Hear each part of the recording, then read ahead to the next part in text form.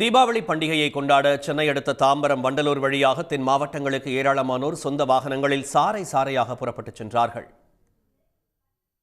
தீபாவளி பண்டிகையை கொண்டாட சென்னையில் வசிக்கும் மக்கள் தங்கள் சொந்த ஊர்களுக்கு வாகனங்களில் புறப்பட்டதால் குரோம்பேட்டை தாம்பரம் ஜிஎஸ்டி சாலையில் போக்குவரத்து நெரிசல் ஏற்பட்டது. இருப்பினும் நேரம் செல்ல செல்ல முந்தைய ஆண்டுகளைப் போன்று இல்லாமல் மிதமான வாகன நெரிசலே இருந்தது.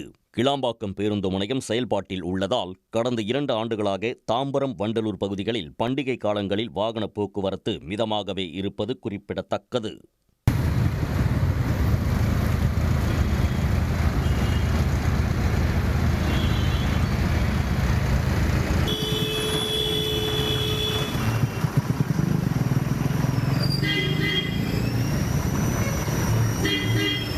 பண்டிகை காலங்களில் வாகன நெரிசலுடன் காணப்படும் செங்கல்பட்டு, பரனூர் சுங்கச்சாவடியில் வாகனங்கள் நீண்ட தூரம் அணிவகுத்து நின்றன. ஆனால் இரவு 8 மணிக்கு மேல் வாகன போக்குவரத்து சீராக காணப்பட்டது. விழுப்புரம், விக்கிரவாண்டி சுங்கச்சாவடியில் கூடுதலாக பாதைகள் திறக்கப்பட்டதால் வாகனங்கள் வேகமாக கடந்து சென்றன. உளுந்தூர்பேட்டை சுங்கச்சாவடியில் நீண்ட தூரத்திற்கு வாகனங்கள் வரிசை கட்டி நின்றன.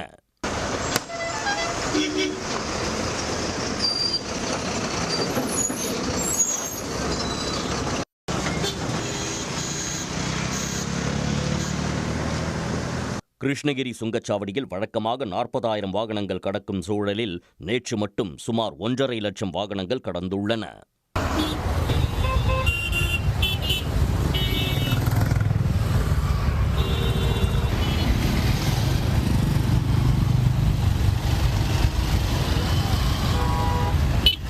நெல்லையில் வண்ணாரப்பேட்டை புதிய பேருந்து நிலையம் சாலையில் வாகனங்கள் வரிசை கட்டி நின்றன. வெளியூர் செல்லும் பேருந்துகளும் உள்ளூர் வாகனங்களும் ஒரே நேரத்தில் சென்றதால் போக்குவரத்து நெரிசல் காணப்பட்டது.